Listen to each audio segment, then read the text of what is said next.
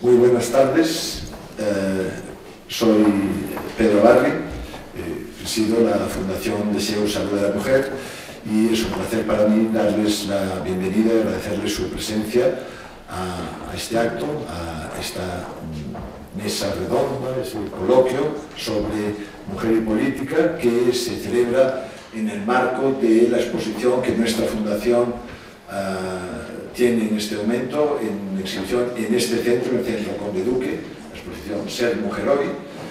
Es una iniciativa de nuestra fundación que nos ilusionaba poder traer a Madrid, que esto ha sido posible gracias a la colaboración del Ayuntamiento de Madrid, especialmente en sus áreas de familia y asuntos sociales y en el área de las artes. A las dos nuestro reconocimiento. Tuvimos el honor de contar con la alcaldesa doña Ana Botella inaugurando la exposición hace un mes y les recomiendo que la visiten, pero en el ámbito de la exposición queríamos nosotros también celebrar una serie de coloquios o mesas de discusión sobre temas en los que pensamos que el papel de la mujer es tremendamente relevante. Ayer, en este mismo auditorio, tuvimos una mesa a iniciativa de la Embajada de los Estados Unidos sobre ser mujer hoy en Afganistán y tuvimos la presencia de dos mujeres afganas, líderes en su país, en el ámbito de la jurisprudencia y en el ámbito de la salud y que expusieron cuál era la realidad de la mujer en Afganistán. Hoy tenemos una mesa muy potente y yo quiero agradecer a Yodona y especialmente a Charo Izquierdo la confección de la misma y agradecer a todas las personas que nos honran hoy con su presencia en esta mesa para discutir un tema que es importante, que es el tema de mujer y política, y ahí cabe todo, ¿no? Yo decía, y con eso acabo mi breve introducción, que el objetivo de nuestra exposición aquí, que va a estar hasta septiembre, es presentar cómo ha cambiado en los últimos 25 años el rol y el papel social de la mujer en nuestro entorno, en nuestra sociedad del año 2012. Y presentar también cómo la medicina ayuda a que la mujer, con las constricciones biológicas que pueda tener, pero cómo la medicina le permite desarrollar todo este potencial en el ámbito del trabajo, de la familia, de su desarrollo personal, en todos los sentidos, ¿no? Y hemos tenido una evolución a lo largo de los siglos de la mujer que se reproduce, y ese era el cometido que la mujer tenía, a la mujer que produce, y fue la incorporación al mundo laboral, y afortunadamente hoy la mujer que decide. Y yo creo que eso empalma perfectamente con el tema que nos reúne hoy aquí, de cuál es el papel de la mujer en la política, ¿no? Y desde fuera, a veces a mí me revela cuando dice, no, es que hay una cuota de mujeres que tienen que estar en el parlamento de un país o en las listas de un determinado partido político. Yo creo que eso dice muy poco en favor de la mujer. Tiene que tomar la responsabilidad la mujer por su capacidad, no por el hecho de ser mujer, ¿no? Y entonces yo creo que hoy es un privilegio tener la mesa que tenemos aquí, tener la moderación que Charo Izquierdo va a hacer divinamente, y a partir de aquí yo no tomo más tiempo porque el tiempo es escaso y es para vosotros. Bienvenidos y paso la palabra a Charo Izquierdo.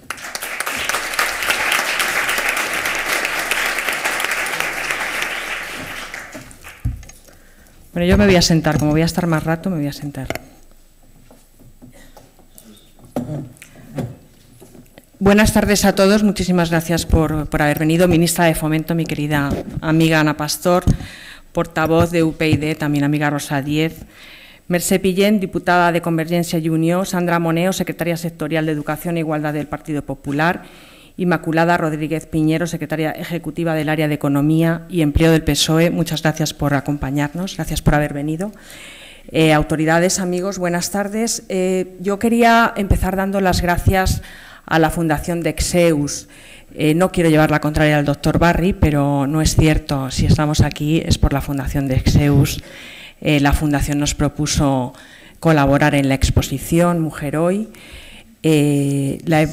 bueno, pues de la Fundación también fue la iniciativa de crear una serie de actividades en torno a la exposición y también elaborar esta mesa redonda para tratar un tema que a mí me resulta, y a ustedes creo que también muy interesante, que es este de mujer y política. Un tema que es especialmente interesante porque casi sin que seamos conscientes, todo en la vida es política, todos nuestros actos acaban teniendo un contenido político y la mujer es un 50% de la sociedad, por tanto aquí tampoco en el campo de la política tampoco podemos perder el valor de ese 50% de la sociedad. Quiero dar las gracias también al Conde Duque, que se ha convertido en uno de los lugares públicos de Madrid que la verdad a mí más me gustan, y al Ayuntamiento por cedernos este espacio tan bonito para esta mesa redonda. Yo creo que si hay algo que tenemos que agradecer a la política española en general es cómo ha sido capaz de dar un paso al frente y cómo ha sido ejemplo en la incorporación de las mujeres, no solo a sus filas, sino desde luego a los puestos de dirección y a los puestos de toma de decisión. En algunos casos lo han hecho con verdadera vocación paritaria, en otros simplemente como un reflejo de una sociedad en la que, aunque solo sea por el crecimiento natural de la propia sociedad, de la mujer va a acabar incorporándose, se está incorporando masivamente al trabajo, por supuesto, y a todos sus ámbitos.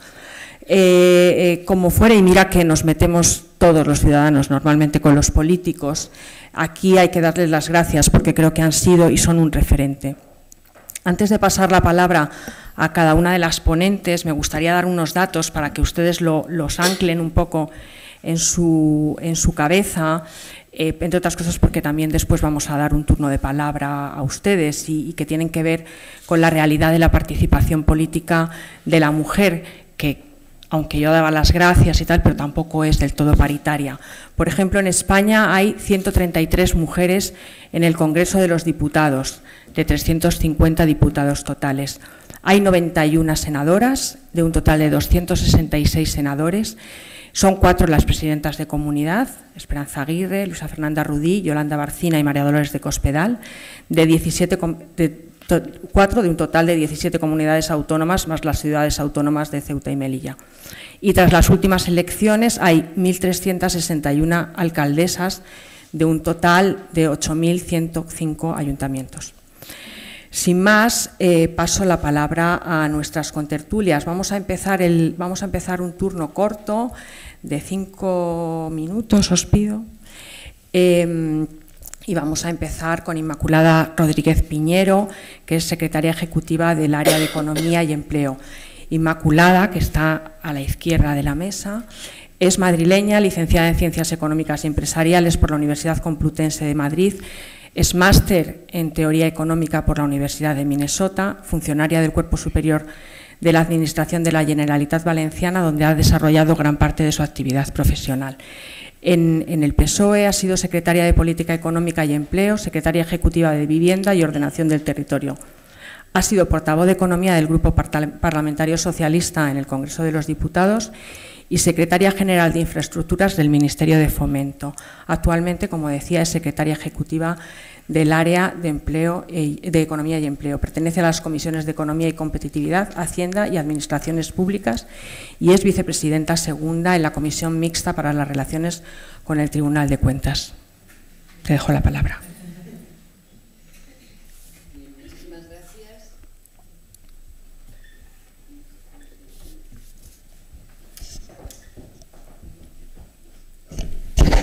Ahora. Bien, muchísimas gracias, Charo, y desde luego agradecer el tener la oportunidad de estar participando en esta mesa, felicitar por la iniciativa de la misma y por la exposición y agradecer tanto a la Fundación de Exeus como a Iodona que podamos tener este tiempo de debate y de reflexión. Yo, aparte de todo eso, os quiero decir que soy esposa y madre y tengo 2 hijos. Y es muy difícil poder compatibilizarlo todo. Pero lo primero que querría señalar es que para poder tener los derechos de ciudadanía completos, antes que nada hemos tenido que ser políticas. Y quiero recordar el papel de Clara Campoamor. Tuvo que ser primero diputada para después poder trabajar y reivindicar el derecho al voto de las mujeres en el año 1933 2 años después de haber sido elegida diputada. Y creo que el poder tener participación en la vida política ha requerido el empeño, el empuje de muchísimas mujeres en muchísimos ámbitos, en los diferentes partidos políticos. Y creo que es importante que las mujeres estemos en la política porque tenemos cosas que aportar. Tenemos nuestro talento. Yo siempre hablo que no aprovechar el talento de las mujeres es una pérdida de eficiencia. Una sociedad que no apuesta todo lo que tiene de su capital humano, no lo aprovecha, está perdiendo oportunidades de crecimiento y de aportación. Y creo que es muy importante el cómo hacemos la política y cómo establecemos las relaciones. Y en ese sentido yo destacaría la sensibilidad de las mujeres y la asertividad, el ponernos siempre en la piel del otro para tratar de llegar a puntos de encuentro. Yo creo que eso es un tema muy importante. Y os quería contar una anécdota. Cuando mis hijos eran pequeños, yo ocupaba un alto cargo entonces en la Generalitat Valenciana, en la Consellería de Educación. Nunca podía ir a recoger a mis hijos a la parada del autobús del colegio. Un día mi marido no pudo ir, me pudo organizar, acudí, y mi hijo el pequeño, entonces tenía 4 años, me preguntó: mamá, ¿por qué no eres funcionaria de correos?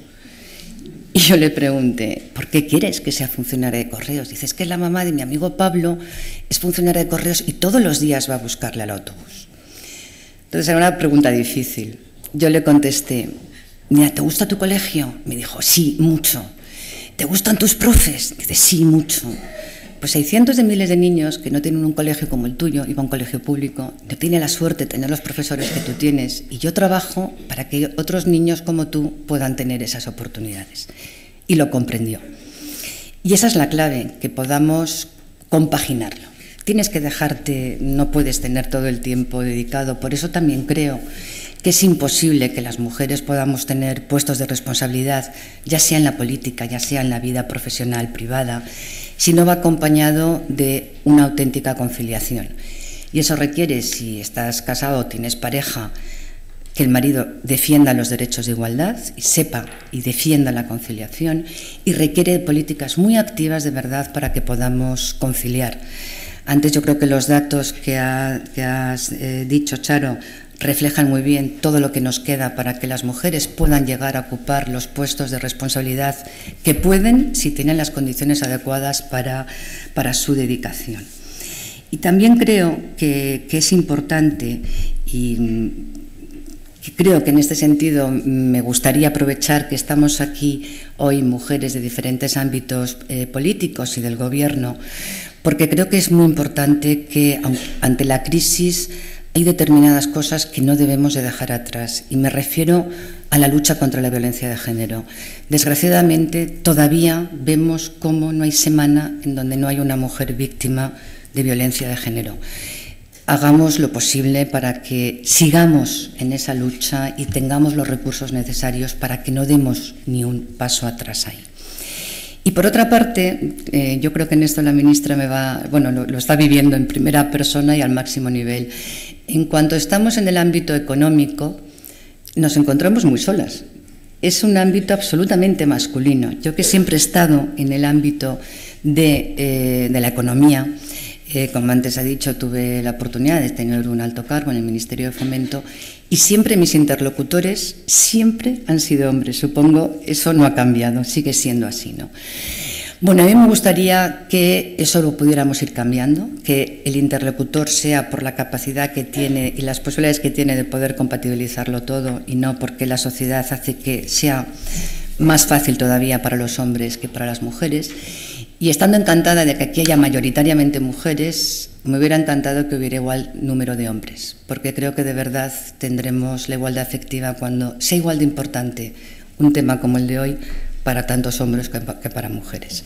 Me voy a quedar aquí porque quiero ser estricta con el tiempo que me ha dado la presentación. Muchísimas gracias. A continuación tiene la palabra Sandra Moneo Díez, que está a la derecha de la mesa, que es diputada del Grupo Parlamentario Popular por Burgos. Sandra nació en Miranda de Ebro, en Burgos, es licenciada en Derecho, ha cursado el programa de Liderazgo para Gestión Pública y es secretaria sectorial de Educación e Igualdad del Partido Popular. Ha sido vocal de la Comisión de Educación Política, Social y Deporte, vocal de la Subcomisión de Aplicación de la Legislación de Interrupción Voluntaria del Embarazo, ponente de la ponencia del proyecto de Ley Orgánica Salud Sexual y Reproducción e Interrupción del Embarazo.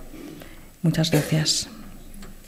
Muchísimas gracias, Charo, por la amable invitación a participar en esta mesa, a la Fundación Dexeus y a todos ustedes por estar esta tarde acompañándonos. La verdad es que cuando yo preparaba las notas sobre qué exponer en el menor tiempo posible en relación a esta mesa, me debatía entre moverme entre lo políticamente correcto y la cruda descripción de la realidad de lo que es la presencia de la mujer en política. Lo que pasa es que esa cruda descripción de la realidad siempre tiene componentes muy personales que a veces afectan a algunas mujeres que estamos en política y afectan menos a otras. Por lo tanto, intentaré exponer en líneas generales cuestiones que yo creo que nos implican en general a todas.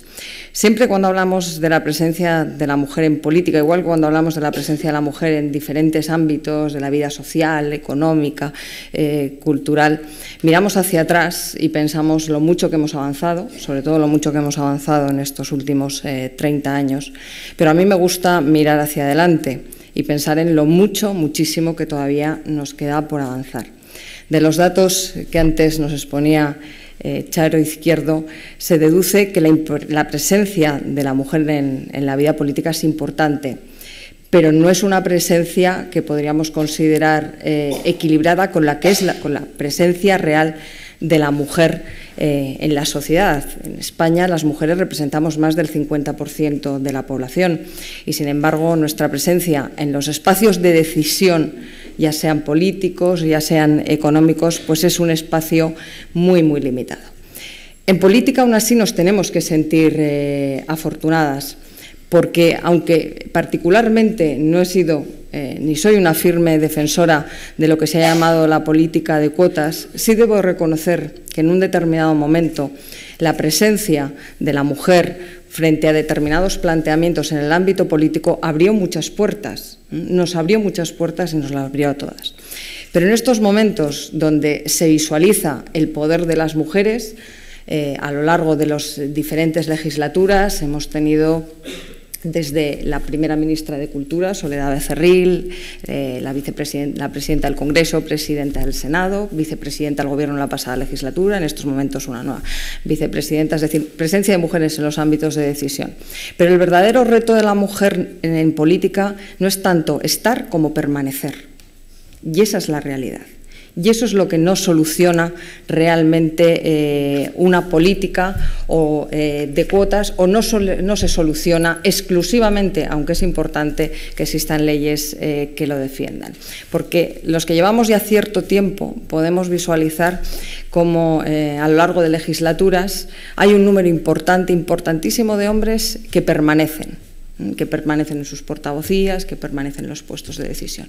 Y sin embargo las mujeres rotamos. Con lo cual, nuestra capacidad de decisión siempre es muchísimo más limitada. Y ese es el reto que debemos reivindicar y que debemos defender. ¿Y por qué no permanecemos? Pues porque en la vida política, igual que ocurre en otros ámbitos, las mujeres tenemos un problema fundamental, y es cómo conciliar, cómo compatibilizar nuestra vida personal, nuestra vida familiar, si tenemos hijos, si no los tenemos. Y existen determinadas barreras.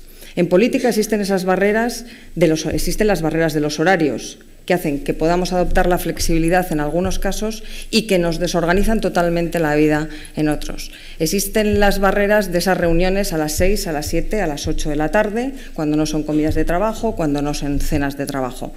Dinámicas impuestas a lo largo de los años por un ámbito tradicionalmente pilotado por los hombres, y esa es la realidad.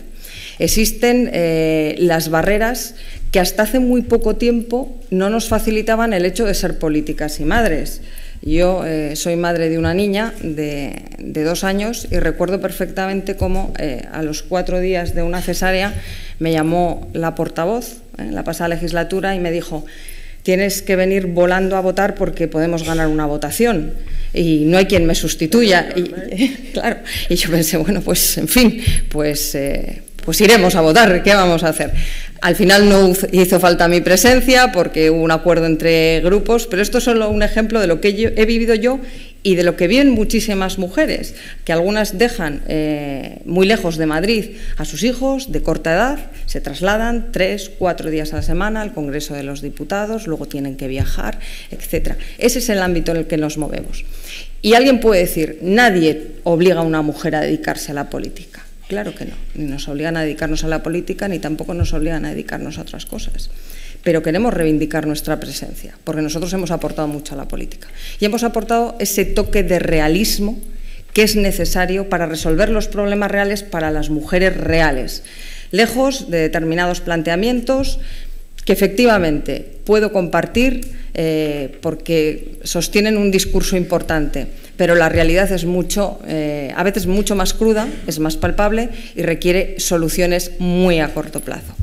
Por eso nuestra presencia es importante, por eso nuestra presencia ha humanizado la política, ha hecho que cambiemos determinadas cosas, entre ellos el reglamento del Congreso, que ahora permite las sustituciones en caso de enfermedad, en caso de baja por maternidad. Y lo que queremos es que lo que nosotros logramos en la política pueda extenderse al resto de ámbitos para el resto de mujeres, donde todavía queda mucho por alcanzar. Muchísimas gracias. Muchísimas gracias.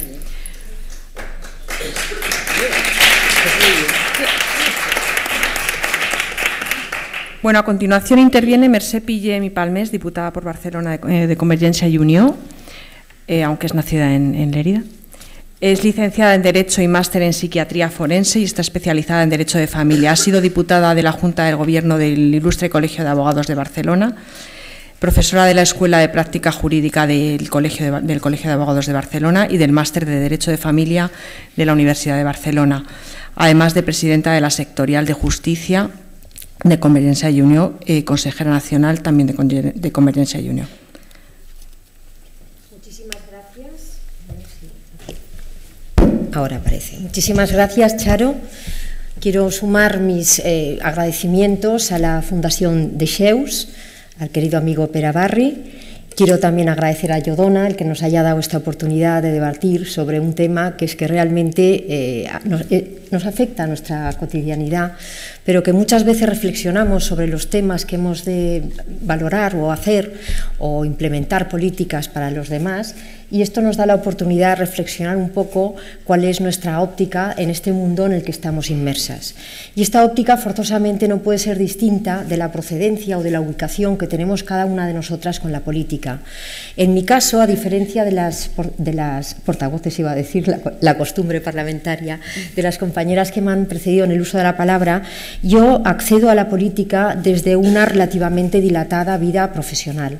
Durante 20 y pico años yo me dediqué en exclusiva al ejercicio de mi profesión como abogada matrimonialista. Tengo aquí algunos compañeros que han venido a estar con nosotros, y en un momento determinado Convergencia y Unió me propone acceder a la política directamente al Congreso de los Diputados, y yo, que parezco seria pero debe ser una loca, pues dije que sí, porque de alguna manera me apetecía implicarme, después de ver la vida y de hacer una carrera profesional, implicarme un poco en lo que era una actividad mucho más al servicio de la conformación de un orden general, y intentando aportar lo que yo tenía de mi práctica profesional al mundo de la política.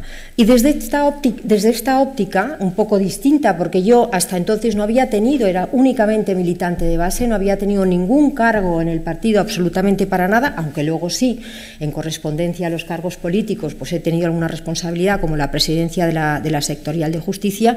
Es como yo vi cuál era el mundo de la mujer y la política, porque yo venía de un mundo distinto en donde eran las leyes del mercado las que te elegían.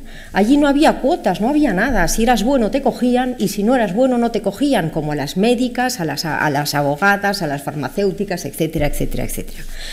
¿Y qué me encuentro? Pues yo me encuentro primero que es un mundo muy acotado, es un mundo donde realmente está el poder en mayúscula. Y creo que es importante no olvidarnos de la historia, porque ahora parece que hemos llegado. Pero Inmaculada lo decía muy bien, hemos de recordar que hasta hace 80 años no podíamos ni votar. podíamos ser votadas pero no votar, que hasta hace como 35 años, cuando yo empecé a ejercer como abogada, no la realidad, las leyes eran distintas para hombres y para mujeres. El adulterio de las mujeres tenía una pena distinta que el adulterio de los hombres. La mujer no podía administrar los bienes, únicamente los bienes de la compra, necesitaba lo que se llamaba el permiso del marido, la venia marital. Derechos completamente distintos, sobre todo en el derecho privado, para hombres y para mujeres.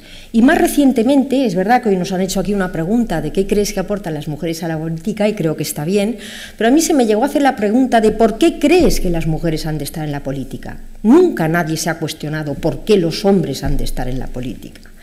Pues realmente yo creo que hoy en día está claro que las mujeres han de poder llegar a estar donde quieran estar, en igualdad de derecho y en igualdad de oportunidades.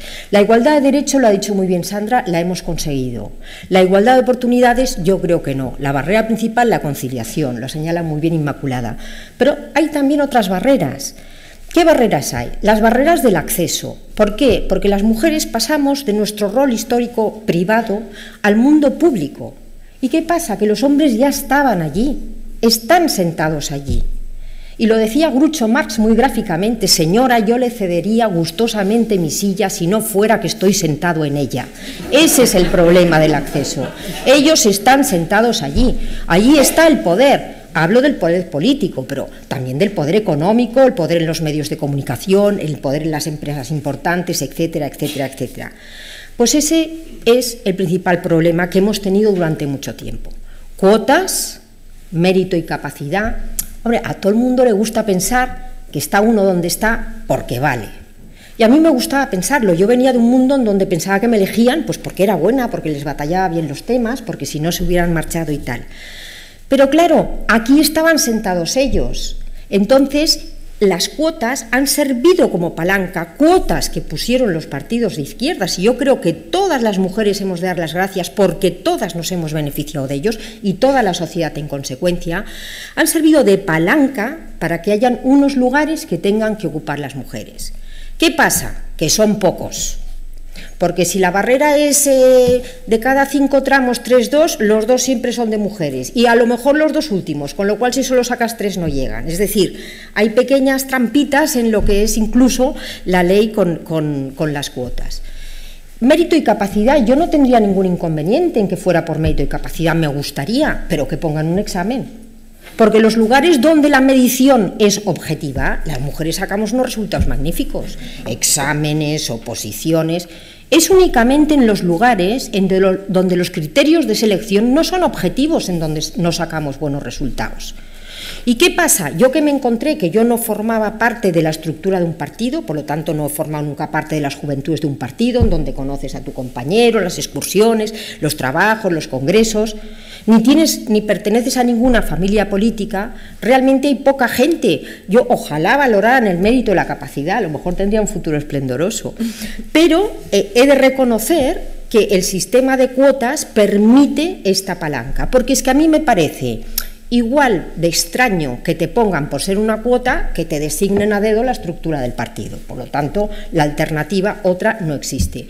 Hay otros sistemas. En la Unión Internacional Parlamentaria, como la sociedad se divide en hombres y mujeres, si las delegaciones no llevan hombres o no llevan mujeres, tienen solo la mitad del voto, porque llevan solo la representación de la mitad de su población.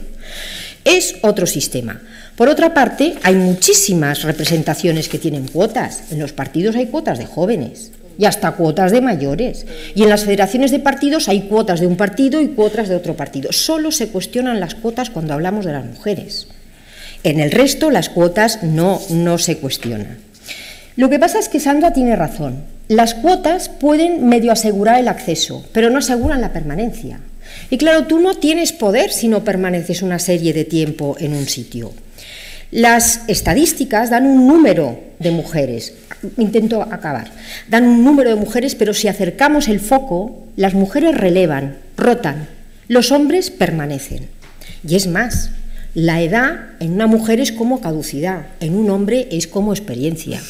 El estar tiempo en un sitio, lleva tantos años en un sitio, para un hombre es un activo, para una mujer lleva tantos años en ese sitio, es como un demérito, como si no sirviera para otra cosa.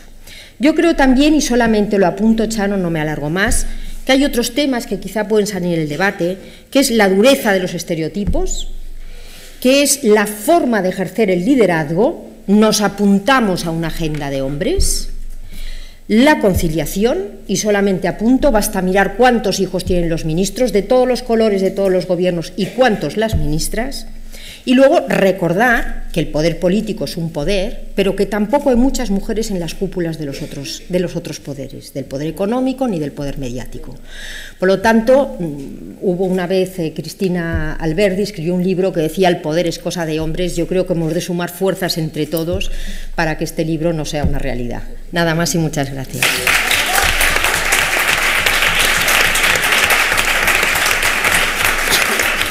Bueno, Mercè, parece que has leído el sumario que yo tengo de preguntas, porque lo has clavado. Bueno, a continuación tomará la palabra Rosa Díez, portavoz de UPyD, vasca, como todos sabéis, de Sodupe, Vizcaya.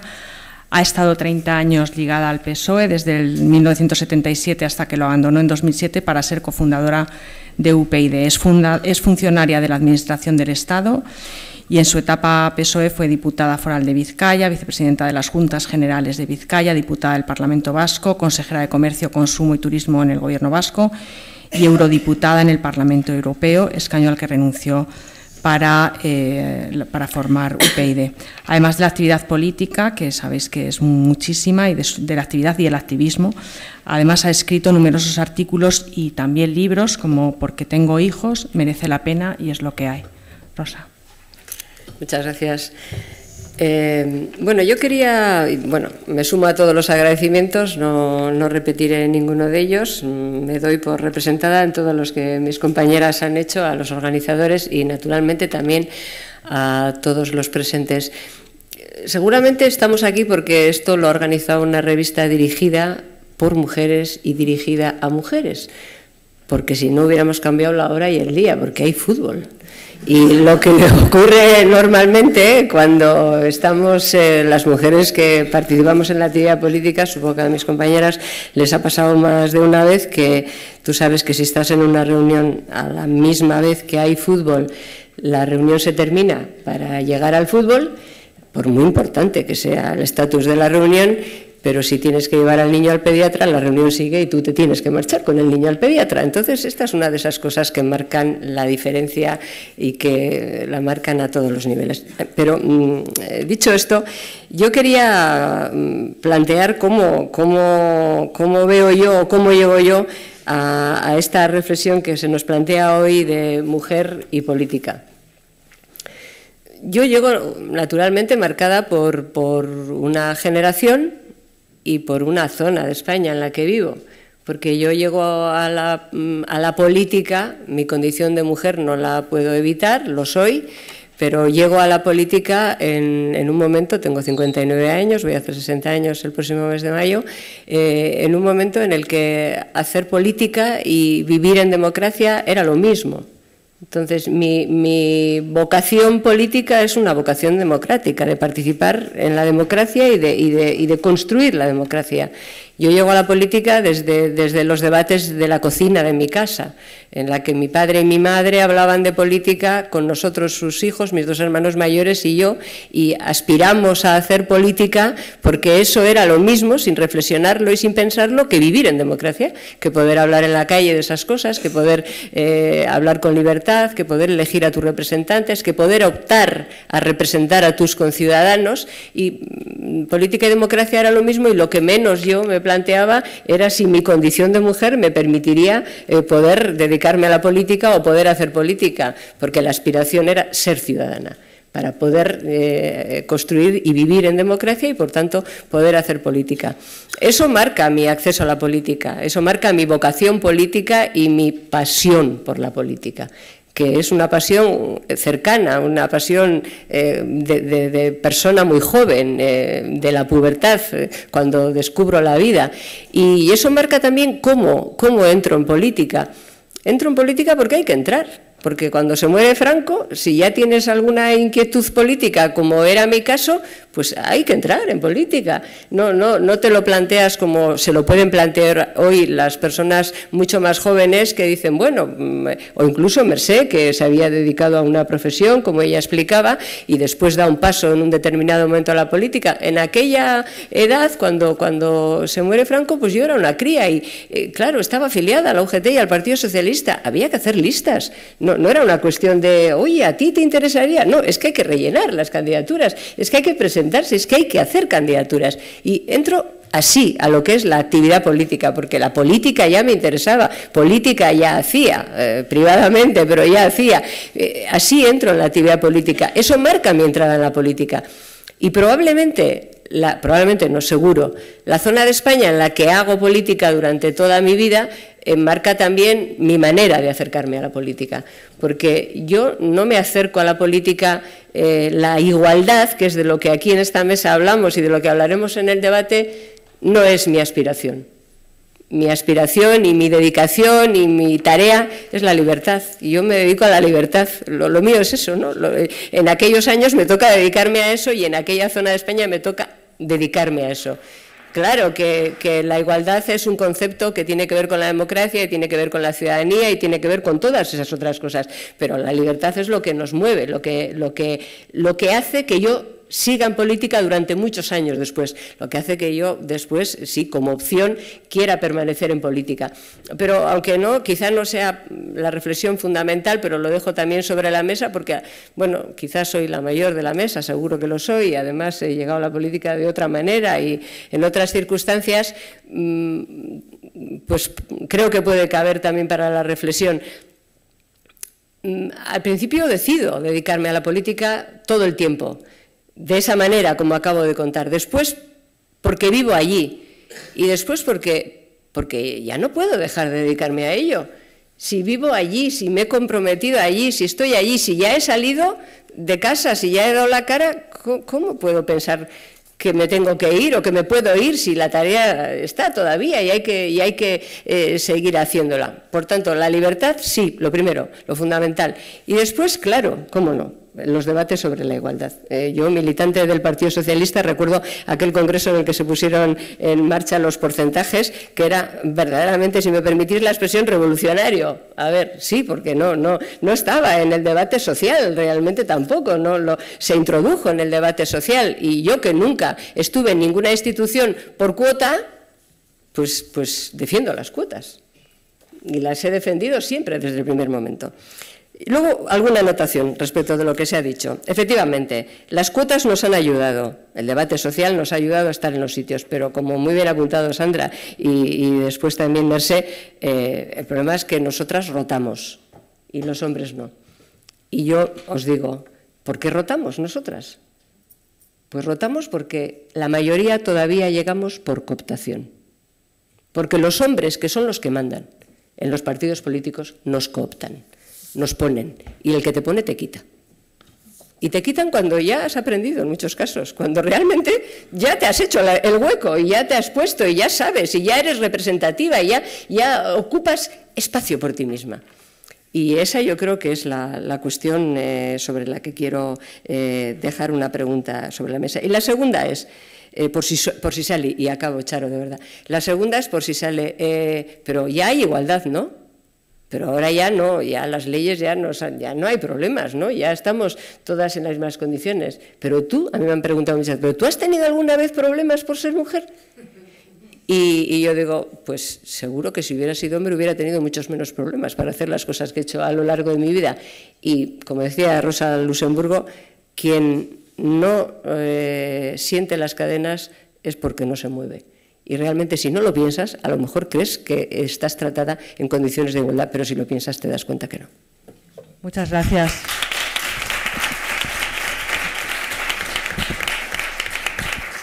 Bueno, el turno de intervenciones lo va a cerrar doña Ana Pastor, ministra de Fomento. Es una de las mujeres más valoradas de nuestra política. Nació en Zamora, aunque casi todo el mundo la toma por gallega, porque en Galicia ha desarrollado gran parte de su carrera como médico. Pues como seguramente saben, es licenciada en Medicina y Cirugía y es especialista en Medicina Familiar y Comunitaria.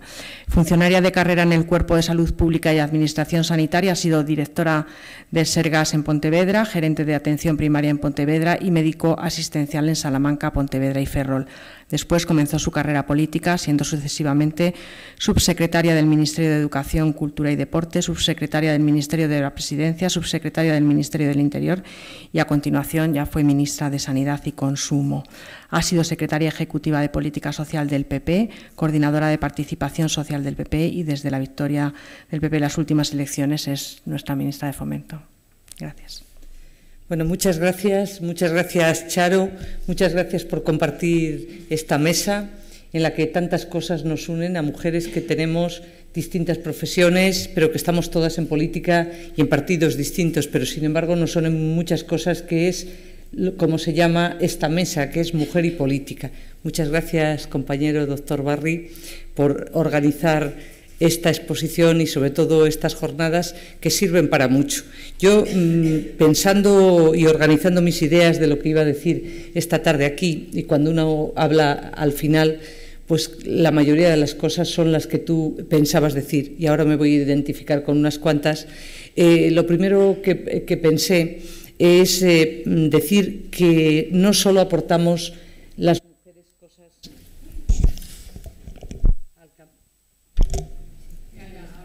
al camino que hay que recorrer, ¿no? Que decía la Madre Teresa de Calcuta que a veces sentimos que lo que hacemos es tan solo una gota en el mar, pero el mar sería menos si le faltara una gota. Y es así.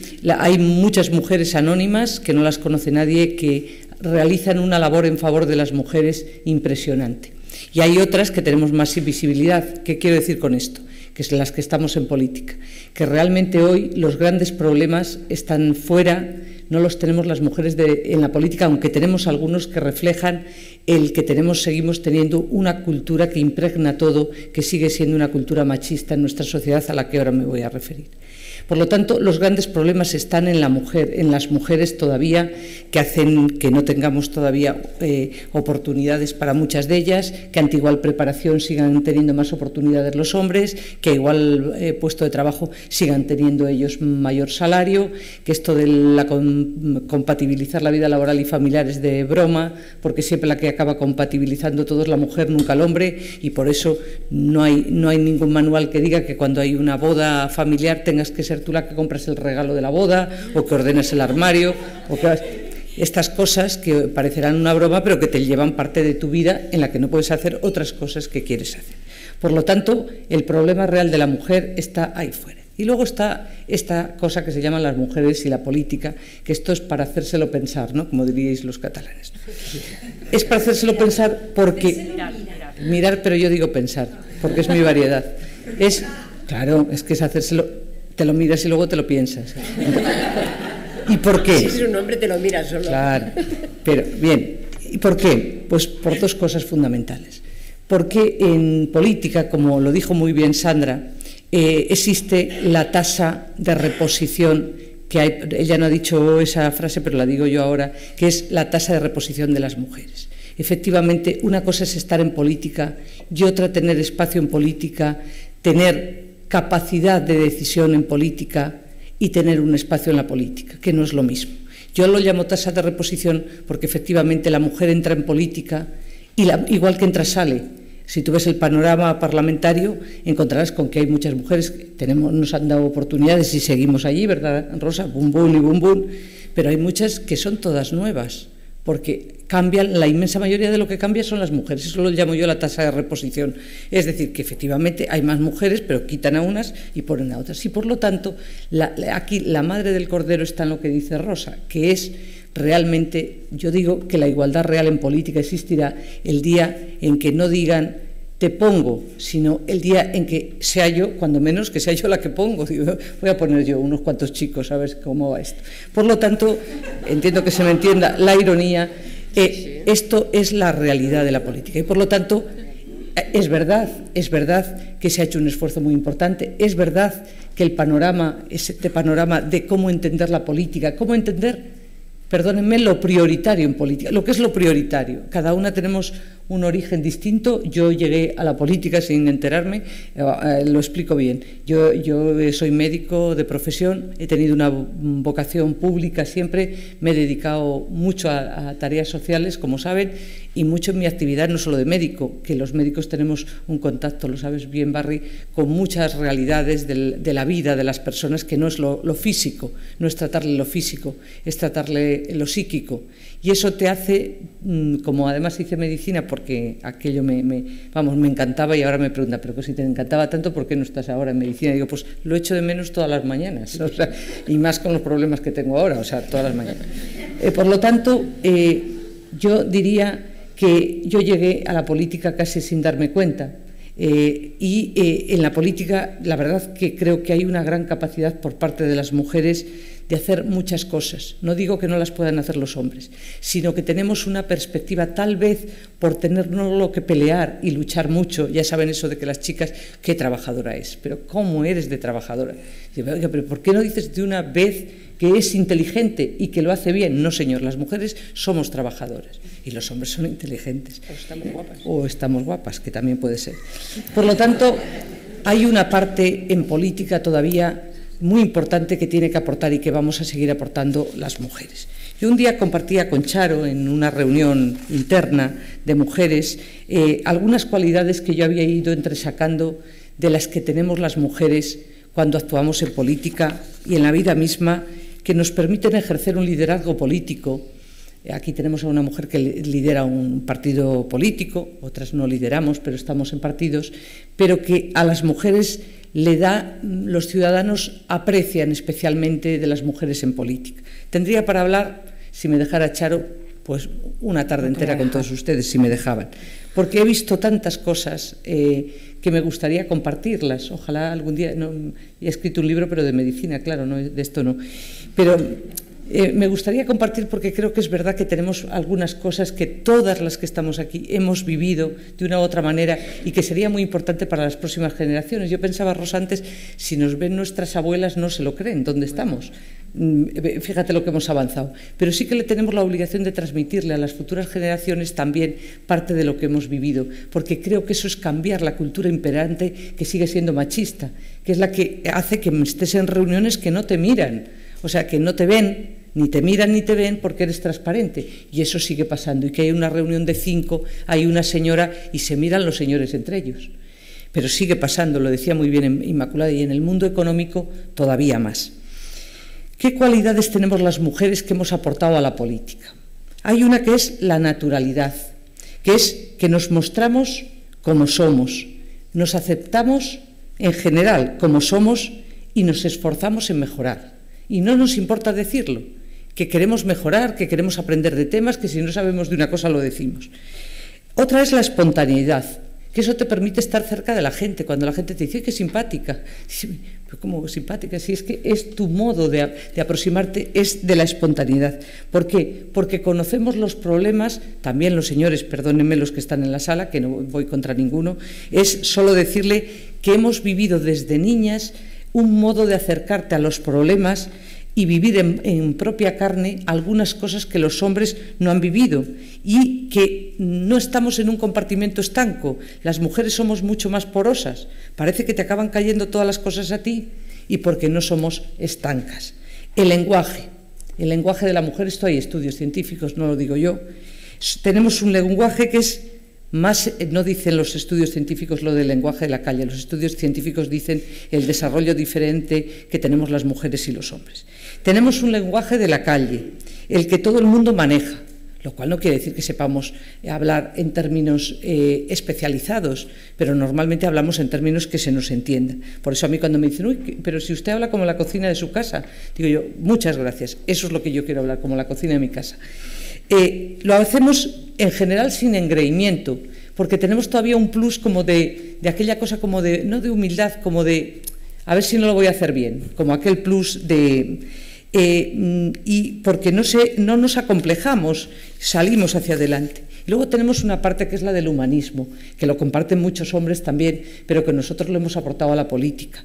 Somos cercanas a los problemas y conocemos muchas realidades. He acompañado a algunos hombres, por ejemplo, a un centro de acogida de mujeres maltratadas o a un centro, a residencias de personas con Alzheimer y se han quedado impactados porque no habían ido nunca, no políticos, personas. Yo digo, ¿no habías estado nunca? Y dice, no, me cuesta trabajo pensarlo. Hay una tendencia que nosotras entramos en los problemas, casi no te digo que los busquemos, voy terminando. Somos altruistas, somos muy altruistas y somos bastante sencillas, lo cual no quiere decir que yo no voy a decir la edad como tú, o sea, no la pienso decir. Sencillas, pero hay cosas que nos guardamos. Y luego tenemos una gran fortaleza física, es verdad. No es que tengamos más salud, no es distinto, la salud desgraciadamente nos toca la que nos toca la enfermedad, ¿no? Pero tenemos una gran fortaleza psíquica y física y somos capaces de pasarlo mal y lo hacemos con una cierta dignidad. Y luego somos muy tenaces. Algunas de las que estamos en esta mesa, si no fuera por tenacidad, no sabemos dónde estaríamos.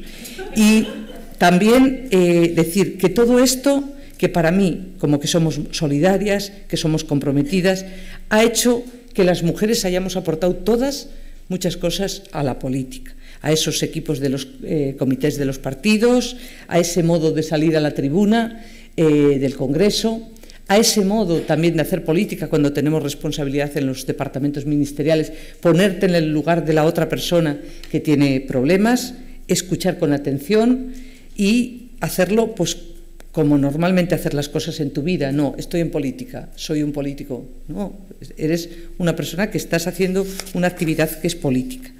Y todo eso me parece que es bueno que la gente lo sepa, que hay muchas mujeres en política muy comprometidas, que tenemos todavía mucho camino por recorrer, pero que lo que tenemos que luchar en este momento es por las oportunidades de todas las mujeres que están ahí fuera, que por cierto tienen problemas. Las mujeres que están en la redacción de un periódico, las mujeres que están en paro, ni os lo cuento, tienen menos problemas las mujeres allá donde siempre ha habido muchas mujeres. Por ejemplo, yo siempre lo he dicho, Barry, que yo como médico nunca tuve problema. ¿Por qué? Porque ya desde niña, cuando yo entré en la facultad, ya éramos muchas mujeres. Y por lo tanto, eso sí, alguna vez me preguntaron dónde está el médico. Enfermera, ¿dónde está el médico? Con respeto. O sea, porque entendían todavía que las mujeres no éramos la jefe de servicio, sino que es verdad. Por lo tanto, ya os digo que el problema no está en la política, el problema está en el conjunto de la sociedad. Solo decir una cosa, que me reconforta ver a las generaciones que vienen después de nosotras, porque sí que está habiendo cambios importantes. Muchas gracias. Que no tienen que ver con la política, tienen que ver sobre todo y por encima de todo, tienen que ver con el cambio de cultura, afortunadamente, que se está viviendo en nuestra sociedad. Muchas gracias.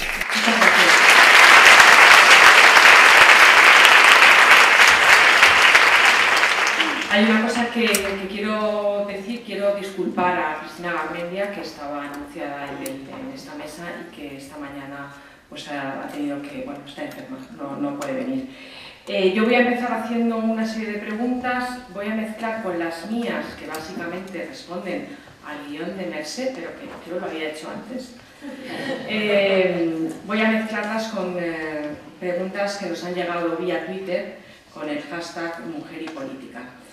Bueno, vosotras, yo tengo una duda y es, ¿vosotras las mujeres políticas peleáis por cosas diferentes de las cosas por las que pelean los hombres políticos?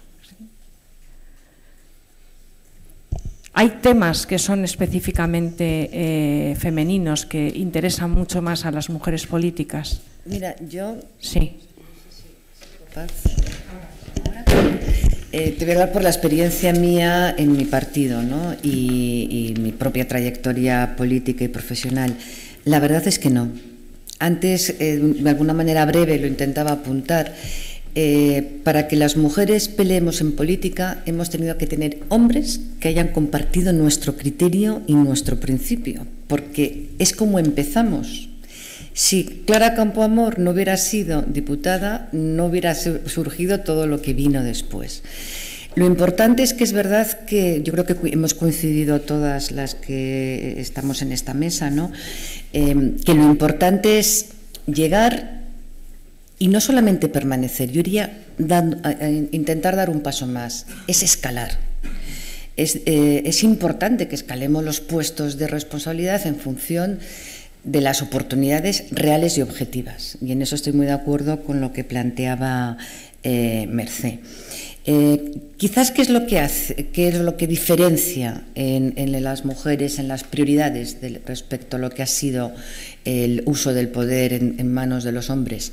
Defender con uñas y dientes el derecho de la igualdad objetiva de oportunidades. En eso yo creo que sí que ha habido una prioridad, que la hemos compartido muchas mujeres, cada una en nuestros ámbitos, y donde nos hemos podido poner de acuerdo, y creo que hoy es un buen ejemplo de cómo podemos estar de acuerdo en muchas cosas. Yo solo, para dejar paso a que las demás también puedan, lógicamente, responder, yo quería añadir, estoy muy de acuerdo con lo que decía la ministra, de las cualidades que las mujeres demuestran y nos hacen que podamos tener un liderazgo político. Yo solo añadiría una más, generosidad. Yo creo que esa actitud generosa de las mujeres es la que nos permite no tener ese recelo y no tener esa competitividad malsana, sino uno que es bueno, lo que quieres es tenerlo en tu equipo, integrarlo, o si es buena, exactamente igual. Yo creo que no tenemos esa competitividad malsana porque tenemos más seguridad en nosotras mismas y porque tenemos ese rasgo de generosidad. Y quizás eso hace que al final haya genéticamente una biología que somos las mujeres, somos las madres. Yo muchas veces he pensado, ¿por qué no son los hombres? Bueno, aparte que genéticamente no se puede, es que yo creo que la naturaleza es sabia, es que yo creo que tenemos actitudes que son fundamentales para educar, y la educación es la clave de la sociedad. Sin esa capacidad difícilmente avanzaríamos las sociedades, ¿no? Rosa ha pedido la palabra y luego Mercé.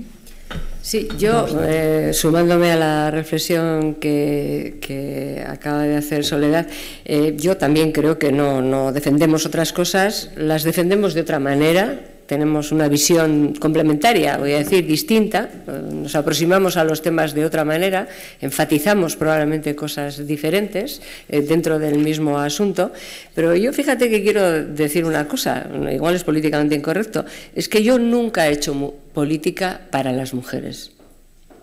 Yo hago política para los hombres y para las mujeres, lo hago desde mi ser, que soy una mujer, pero hago política para los hombres y para las mujeres. Algunas cosas de las que defendemos tienen una aplicación directa, esto de lo que estamos hablando, de la igualdad, de las cuotas, estas cosas en las mujeres, porque son las que necesitan la defensa de esa política, pero yo cuando he hecho política y ahora que la hago no pienso en las mujeres.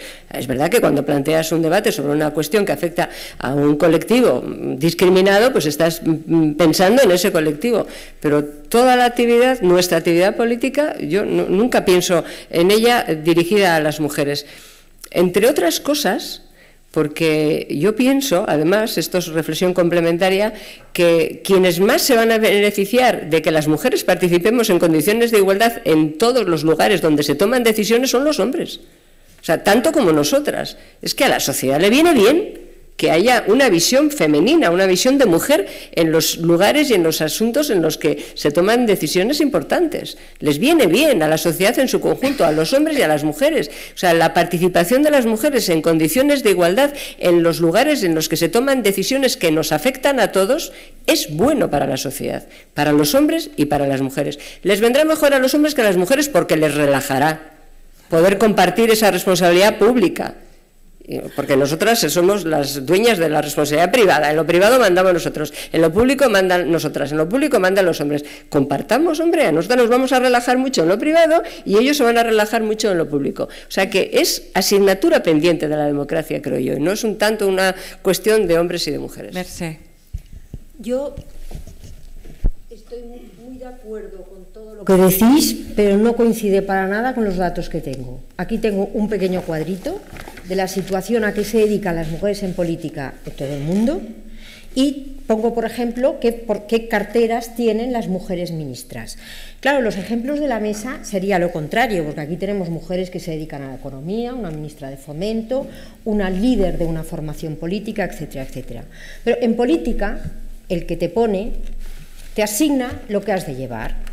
A mí me vinieron a buscar a un despacho de abogada y dije, llevaré justicia. Y dice, no, llevarás derechos de la mujer. Hombre, bueno, pues primero derechos de la mujer, después educación, luego ya subí a interior, que ya era una cosa como de hombres.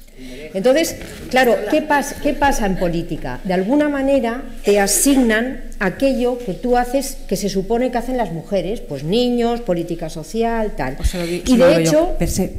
Perdóname, ¿puedes mover el mapa un poquito hacia ti? Es que tapa la grabadora. Sí. Y entonces no, solamente necesito un trocito porque es muy grande. O sea, aquí las carteras de las mujeres ministras, la más importante es de asuntos sociales. La segunda, familia, niños, jóvenes, discapacitados. La tercera, derechos de la mujer. La cuarta, educación. Y ya mucho más abajo, economía, vivienda, etcétera. Por lo tanto, aunque nuestra percepción pueda ser que queremos hacer y queremos llegar, yo creo que los datos también nos han de situar en intentar romper esta tendencia que hay a que te profesionalicen políticamente en lo que se supone que hacen las mujeres en sus vidas cotidianas. Muchas gracias. Pero no es contradictorio. ¿Puedo? Puedes, pero deja primero a Sandra, porque si no, vamos a intentar que haya un turno de intervención por pregunta, porque si no nos liaremos mucho y aquí incluso habrá gente que quiere ir a ver el fútbol. Muy bien, pues sí, intentaré ser breve por los del fútbol. No, hombre, no, que es una broma. Broma. Es una broma. Yo, la verdad es que no puedo estar más de acuerdo con Mercé. Y además voy a poner un ejemplo. En el Congreso de los Diputados existe una comisión de igualdad desde la pasada legislatura. En la pasada legislatura, entre todos los grupos, pues de un total de 30, unos 50 diputados que podríamos formar la comisión, 50-55, había 6 señores, 6 hombres. Y este año, esta legislatura, el porcentaje es prácticamente el mismo.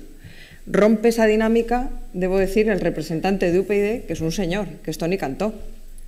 Pero el resto de los grupos tenemos una seria dificultad para conseguir que nuestros compañeros diputados vengan a la Comisión de Igualdad. Esa es la verdad. Porque esos temas, los temas de conciliación, temas tan importantes como el que ha mencionado Inmaculada, violencia de género, familia, etc. Bueno, son cosas de señoras. Esa es la realidad. Por lo tanto, si nosotros no nos ocupásemos de esos temas, a ver quién se iba a ocupar dentro del ámbito de la política. Y no es porque no te gusten otras cuestiones, a mí me encanta la educación, pero entiendo, y además me apasiona, que hay un campo donde nosotras somos mucho más sensibles porque son problemas que tenemos todos los días y nos toca resolverlos. Ojalá habría más hombres interesados en estas cuestiones porque son temas que tenemos que compartir, hombres y mujeres. Pero lo cierto es que al día de hoy los temas que afectan a la mujer los resolvemos y los solucionamos las mujeres. Eso es. Ministra. Sí, que peleamos, creo que por las mismas cosas, pero con ópticas, con un modo de abordaje, coincido totalmente con Rosa, lo abordamos de forma diferente. Yo, en mi época, en la mesa del Congreso, los diputados que tenían mucha capacidad para observar a todos los diputados que pasaban por la tribuna, tuve perfectamente cuenta del abordaje que se hacen hasta de los asuntos económicos, el abordaje de las mujeres y de los hombres.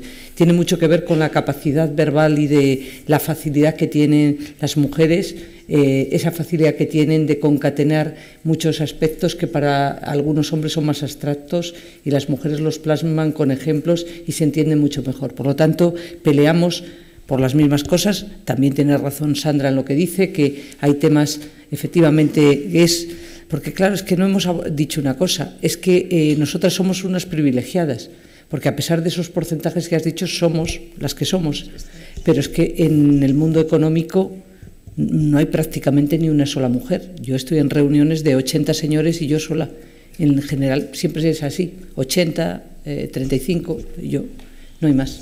Por eso he empezado dando las gracias a los políticos, porque habéis conseguido a través de... ¿No se me oye? Porque habéis conseguido bueno, pues que la palabra cuota o que determinada concienciación por parte de la sociedad sea mayor, ¿no? ¿Vais a ser capaces, os comprometéis a cambiar los horarios de los españoles, las mujeres políticas? Hemos quedado que somos minoría. O sea, bueno, que para pero cambiar a luchar, los horarios a pelear por cambiar los horarios. Claro, eso sí, pero les tenemos que convencer a ellos. Porque nada de lo que estamos diciendo es contradictorio. Lo que dice Mercè, yo me apunto exactamente. Pero ¿por qué ocurre eso? Porque nos ponen ellos. Porque nos ponen ellos, nos dicen dónde tenemos que estar. Y nos atribuyen los ministerios en los que se supone que sabemos y hacemos mejor las cosas. Y es verdad que hay cosas para las que hemos demostrado una especial sensibilidad, decías tú, las cosas que afectan a las mujeres. Pero es que todas estas cosas que afectan a las mujeres afectan a la sociedad en su conjunto, a los hombres y a las mujeres. ¿O no son todos estos asuntos de la libertad y de la igualdad y de la conciliación y de la educación y de la sanidad, para las que se supone que estamos mejor dotadas, no afectan a la sociedad en su conjunto, a los hombres y a las mujeres? Entonces, lo que pasa es que como nos ponen ellos, nos adjudican los sitios. Qué bien vendría una visión de hombre en determinados lugares de esos, normalmente gobernados por mujeres, seguramente que incorporaban algún aspecto que a nosotras se nos ha escapado, porque naturalmente hay muchas cosas que se pueden incorporar. Qué bien vendría una visión masculina. Pero claro, esto es una lucha muy, muy reciente, esto lo acabamos de empezar. O sea que, efectivamente, como decía Mercè, la silla está ocupada. Entonces, claro, no innovamos, dice, que nos vamos a inventar la política, la democracia, las instituciones económicas, tal, y entonces, como todo es nuevo, pues ahora nos ponemos a distribuirnos la responsabilidad. No, es que ellos ya están sentados. Y claro, tenemos que reordenar el mapa. Sí, yo aquí, sí, Inmaculada. Sí.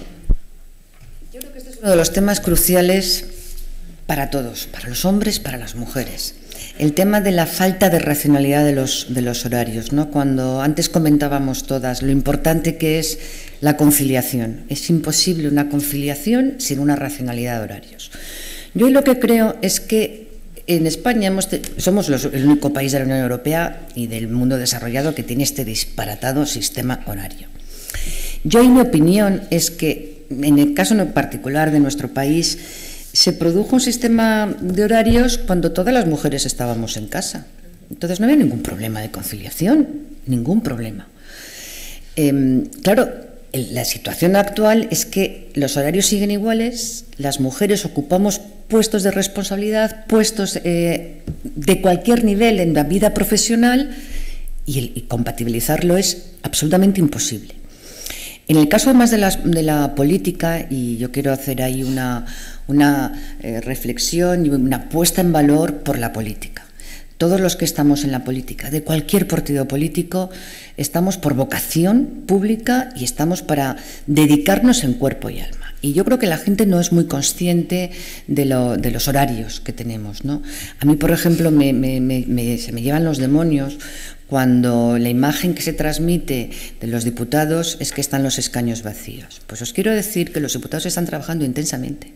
Y están trabajando, hablando con otros grupos políticos para llegar a acuerdos en diferentes iniciativas legislativas. Están trabajando para prepararse los temas porque no tienes un gabinete detrás que te esté haciendo los temas. Es un trabajo muy individualizado de estar al día en todos los temas, de hablar con todos los referentes, y en ese momento no estás en el escaño. Pero es un trabajo fundamental. Entonces, ¿a qué nos comprometemos? Fijaros, bueno, todas mis compañeras que están aquí lo sabéis, una subcomisión, mejor dicho, para trabajar en el tema de cómo avanzamos en la racionalización de horarios. Los hombres también quieren, porque es disparatado para todos. Y no hemos conseguido avanzar nada. ¿Por qué? Porque yo creo que esto es una de las reformas estructurales que tenemos más grandes. En particular, mientras los políticos convoquemos reuniones a las 7 de la tarde, y yo ahí me incluyo, me hago mea culpa, que también lo hago y lo he hecho, y lo voy a seguir haciendo, me temo, es muy difícil que ayudemos no dando por el ejemplo. Entonces, si hemos sido reivindicativos con las cuotas y estamos todos de acuerdo, y yo las sigo defendiendo y las defenderé, tenemos que ser reivindicativos con ser tajantes con los horarios. Es que se deberían de apagar las luces, se deberían de desconectar los aparatos de aire caliente o frío. Deberíamos de provocar una prohibición para hacer posible que racionalicemos los horarios, porque estando todos de acuerdo en que es disparatado, llegamos a una conclusión todos los grupos políticos en el Parlamento para racionalizar. No es posible. Los comercios, los colegios, tendremos que ser ahí, poner una cuota de racionalidad en los horarios, porque por la voluntad que no quede, pero no es suficiente. Creo que había pedido la palabra Mercè. Sí. El tema de los horarios, yo creo que en el discurso estamos todos de acuerdo. Lo que pasa es que a la hora de la verdad no hemos sabido encontrar medidas para articular el cambio de los horarios, porque que hemos de hacer este horario no está en ninguna ley. Esas son las costumbres que tenemos y muchas veces las costumbres cuestan más de mover que lo que es un cambio legislativo. Si vemos un cuadro comparado de lo que pasa en Europa, bastaría con suprimir la pausa del mediodía. Esas 2 horas que suben son las 2 horas de más. Y por lo que se refiere a la política, las mujeres nos hemos incorporado a una agenda de hombres. Y por lo tanto las agendas de hombres son esto, o sea, no tener que conciliar con nada ni con nadie, y por lo tanto indefinidamente hasta que no tengamos más peso para hacer otro tipo de agenda será imposible. Yo creo que desde el Congreso se podría dar algún tipo de mensaje, pero también tenéis que pensar que la mayor parte somos de fuera, que aquí no tenemos nada para conciliar, porque ¿qué vamos a conciliar a partir de las 5 de la tarde? Si tenemos la familia en Barcelona, en Bilbao, en donde sea. Es decir, lo normal es concentrar 3 días de trabajo y trabajar intensamente para luego poder volver a tu circunscripción y estar allí, pues estar en contacto con tus electores, con tus sectores, con el partido, etcétera, etcétera. Y un último apunte, por redondear lo que decía Sandra. Yo la pasada legislatura fui portavoz en la Comisión de Igualdad y he de decir que los hombres que había era porque sus grupos políticos no tenían ninguna mujer. No es porque lo hubieran elegido. Cuestión distinta es la de ahora con UPyD. UPyD tiene mujeres y el portavoz es un hombre. Pero los portavoces que teníamos es que no tenían mujeres porque hay grupos parlamentarios que no tienen ninguna mujer a pesar de las cuotas. Y yo durante una legislatura fui la única mujer de un grupo parlamentario relativamente numeroso para lo que son, que eran 10 miembros. Con lo cual, o sea, no es que haya una especial vocación, es que no queda más remedio, ¿eh?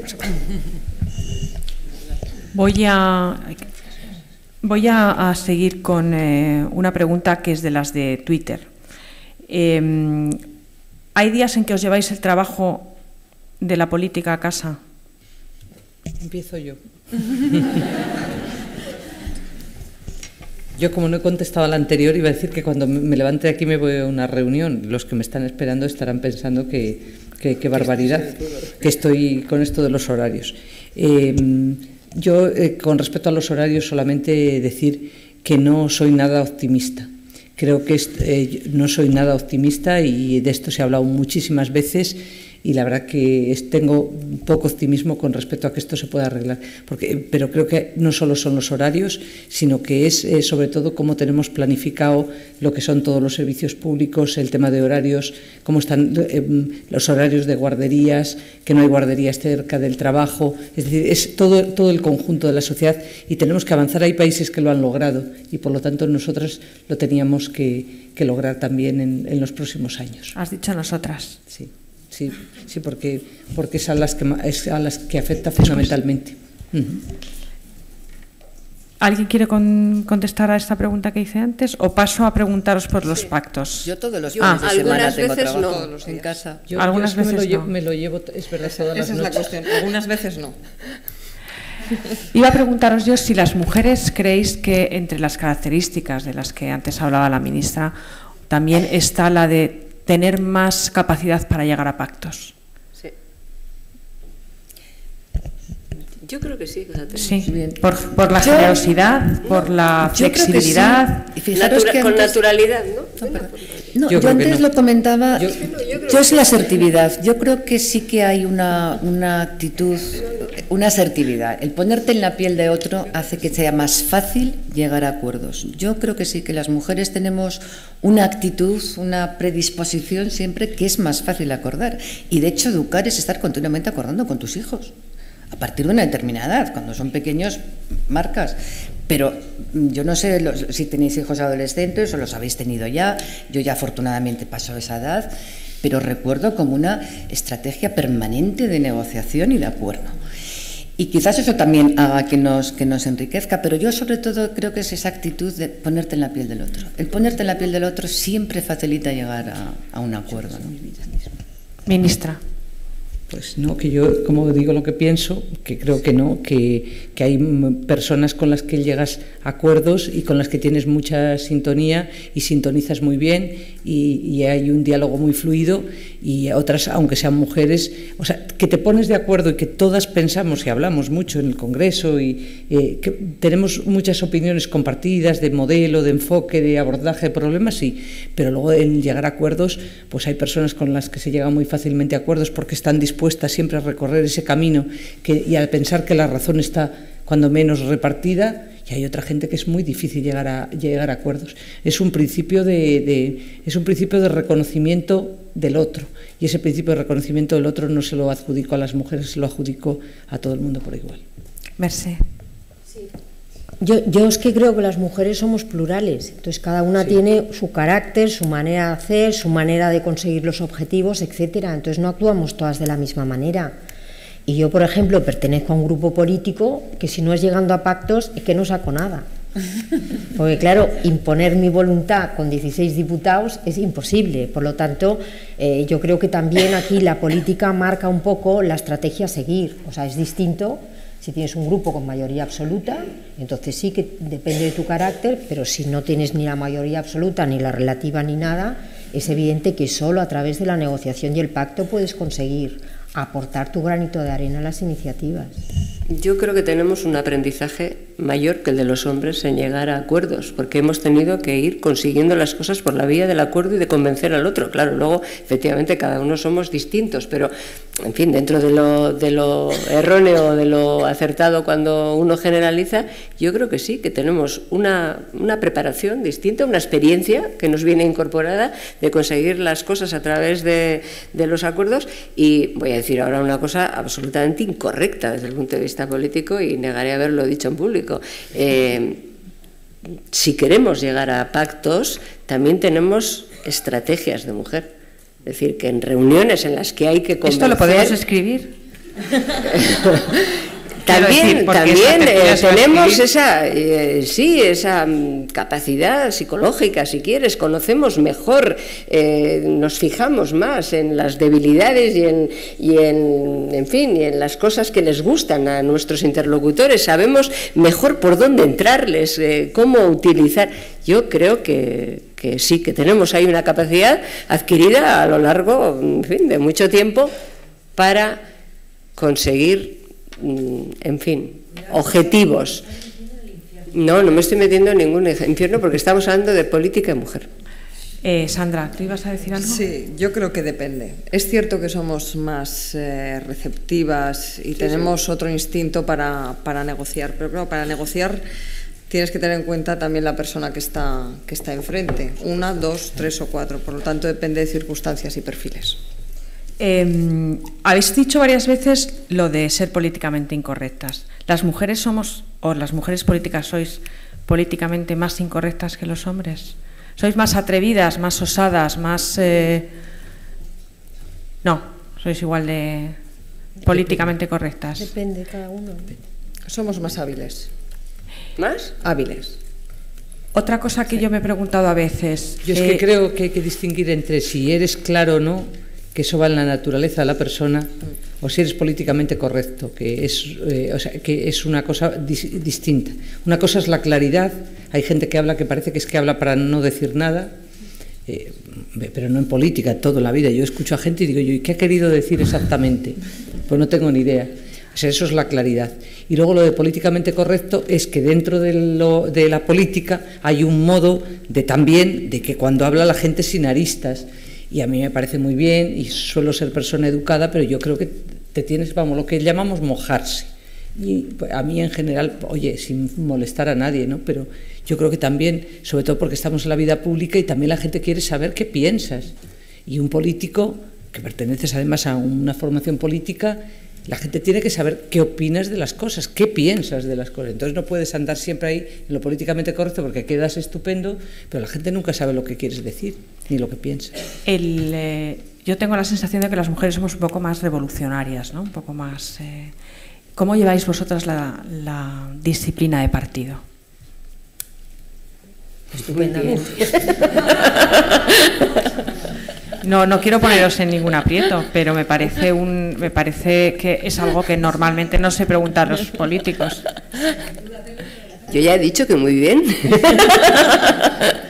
No, en serio. Cuando haces la pregunta, yo te pediría mayor concreción, si es posible. Exactamente, ¿en qué estás pensando cuando te refieres a disciplina de partido? Bueno, yo me refiero a que estamos hablando de que hay personas diferentes que piensan, aunque piensen básicamente igual, en algunos aspectos pueden no estar a favor o en contra de lo que piensa su partido o lo que piensa la doctrina de su partido. Y entonces me refiero a que cómo se lleva eso, cómo se lleva él decir azul cuando tú estás pensando, pues yo preferiría blanco. Y además creo que sería mejor blanco.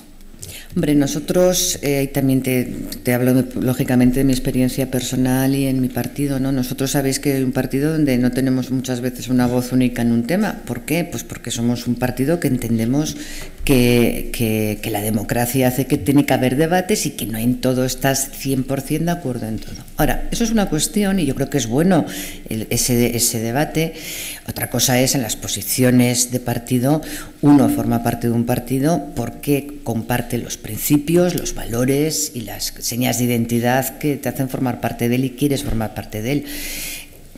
Eso hace que sea muy difícil en todo estar siempre al 100%, que en alguna ocasión puede que haya alguna persona que tenga una opinión diferente. Bueno, nosotros tenemos todos los martes, por ejemplo, reunión de grupo del partido para explicar toda la toma de posicionamiento en los diferentes temas del Pleno. Hay personas que hacen su valoración, se explican otras. Lo importante es que compartiendo unos principios y unos valores siempre tiene que haber argumentos y objetivos. Y en eso yo nunca he tenido ningún problema, en ningún sentido, con mi partido. Mercè. Sí, yo comparto lo que dice Inmaculada. O sea, tú perteneces a un partido y por lo tanto sabes cuál es la ideología de ese partido sobre la mayor parte de las cosas. Y por no repetirme, no me alargo más en este tema, suscribo sus palabras. Hay otras materias que no dependen tanto del corpus ideológico de un partido, sino de tus propias convicciones, que pueden ser religiosas, personales, etc. Y en estas materias, mi partido, no la Federación, Convergència Democràtica de Cataluña, en esas materias tenemos libertad de voto. Es decir, primamos la convicción personal en materias como el aborto, la eutanasia, la investigación con células madre, etcétera, porque puede influir en la manera de pensar tuya cuestiones diferentes de lo que es un corpus ideológico de un partido político. Sí, comparto las dos reflexiones. Me parece que mezclar esos dos aspectos y que eso conforme la forma de actuar de una formación política es lo bueno, el espacio para la coherencia política del grupo y para la libertad individual en los aspectos que uno considere que no tienen por qué estar definidos, que afectan a su propia decisión personal. Pues yo tengo que decir que nadie me ha dicho nunca que me someta a un tipo de disciplina. Formo parte de un partido. Lo que sí tengo es lealtad a mi partido y cuando tengo que decir algo lo digo dentro del partido, ¿no? Y digo lo que pienso de las cosas, de cómo se orientan las cosas, cómo se enfocan o en las cosas que pienso que se puede dar otra orientación, pero nunca llevo años y nunca nadie me ha dicho por disciplina que haga una cosa determinada, nunca lo he sentido y me he sentido, también lo tengo que decir, muy cómoda siempre con la persona que entré en política, que fue con Mariano Rajoy, y con él he estado siempre y nunca me he sentido que al revés, lo que hago siempre es con lealtad decir aquellas cosas en las que puedo entender que hay que dar otro enfoque o hay que estar en otro sitio. Voy a hacer la última pregunta, que es de Twitter, y luego paso la palabra al público por si tiene alguna pregunta. Haremos como 10 minutos, yo creo. ¿Cuándo se adoptarán medidas para fomentar promoción real y efectiva de las mujeres que se acogen a la reducción de jornada por guardia legal? No sabéis. ¿La puedes repetir? Es que ¿cuándo se adoptarán medidas para fomentar promoción real y efectiva de las mujeres que se acogen a la reducción de jornada por guardia legal? ¿Pero promoción en qué sentido? Promoción, porque, por ejemplo, no, es que es de Twitter, 140 caracteres. ¿Perdón? Es lo que tiene Twitter, 140 caracteres. Ya, no, me imagino que se refiere a la promoción laboral, me imagino que se refiere a la promoción en el trabajo. O sea, evidentemente este es un tema bastante flagrante, porque los datos nos dicen que de las personas ocupadas a tiempo parcial por motivo de la jornada parcial, del total, por el cuidado de niños o de adultos enfermos, incapacitados o mayores, el 96,77% son mujeres. Y por otras obligaciones familiares, el 92% son mujeres. Y las mismas cifras hay cuando se piden excedencias del trabajo por cuidado de personas con discapacidad o mayores.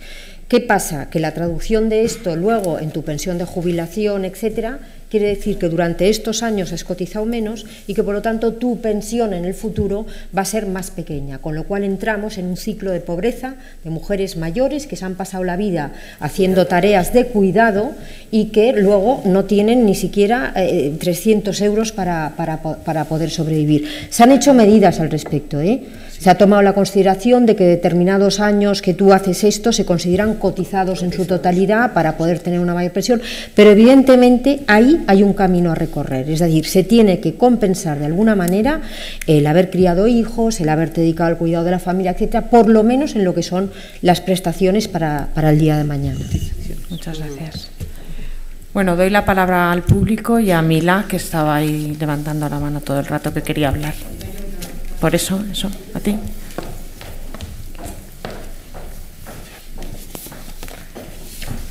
Y yo lo que pasa es que veo fatal desde aquí porque tengo todo el reflejo. Hola, solo una cosa. Si consideráis que la educación, como creo que todos estaremos de acuerdo, es la base de que esto cambie, porque si no, apaga y vámonos, ¿cómo es posible que Cospedal y Ángel Gabilondo no fueran capaces de ponerse de acuerdo para que la educación en España no se mueva, para que todo el mundo se atenga a lo mismo? ¿Por qué no se pusieron de acuerdo?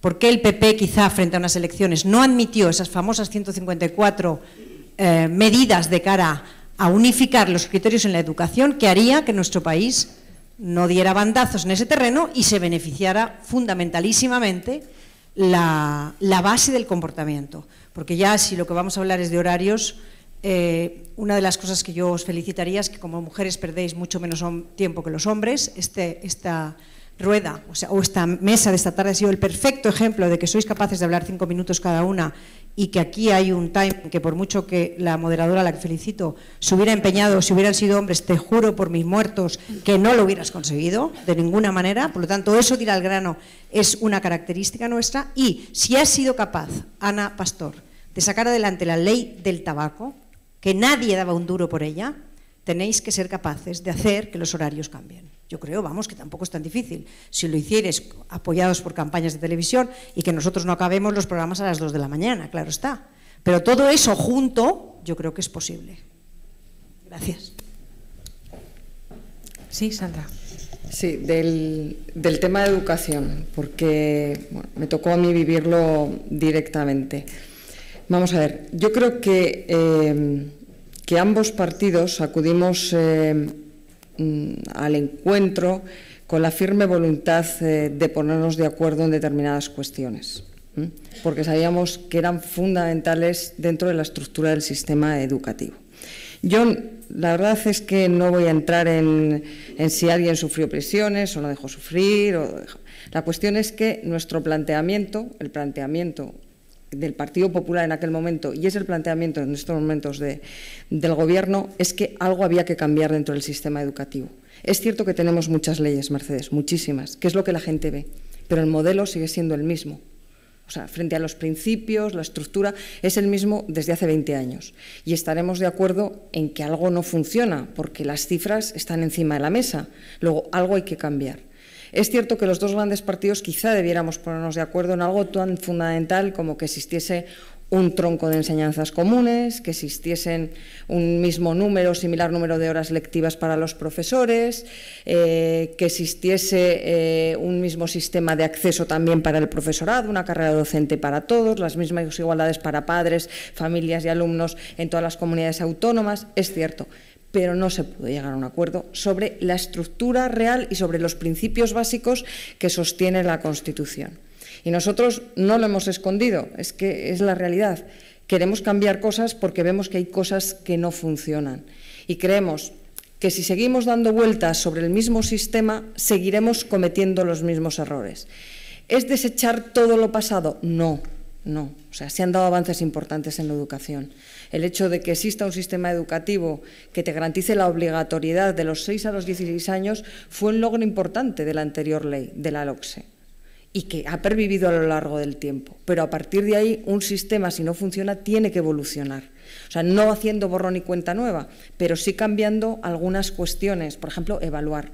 Es necesario saber en qué fallamos, porque si no sabemos en qué fallamos, no lo vamos a poder corregir. Rosa.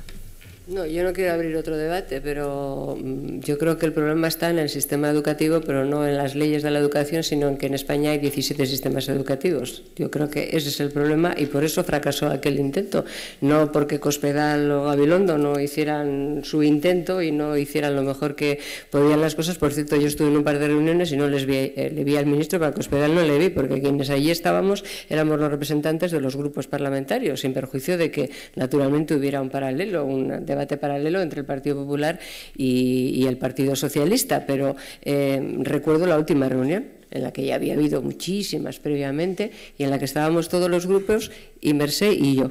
Digamos, coincidimos ella y yo en representación de nuestros dos respectivos grupos, partidos políticos. Y Mercè dijo una cosa que es para mí la clave, la he repetido en muchos sitios.